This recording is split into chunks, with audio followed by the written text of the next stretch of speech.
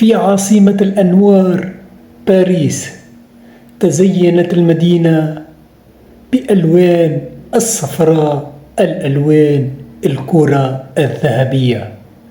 أنارت الآن نجم الفريق الباريسي، النجم الأول لباريس سان جيرمان عثمان ديمبélé.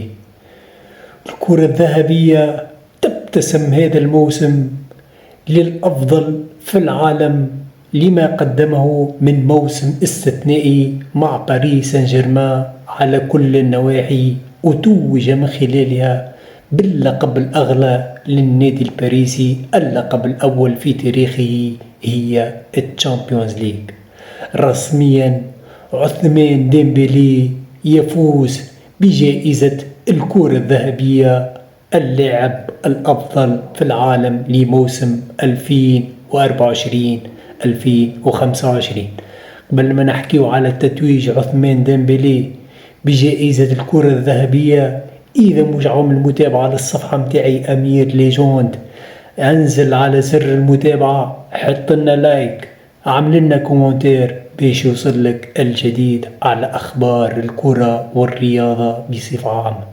كرة القدم تنصف عثمان ديمبélé ويتوج بالجائزة الأغلى في مسيرته الكروية، الأفضل في العالم لموسم 2024-2025.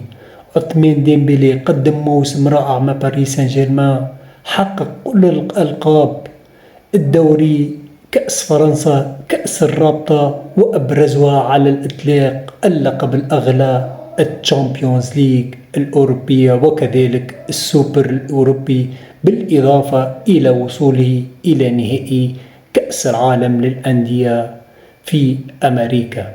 تتويج مستحق لعثمان ديمبélé.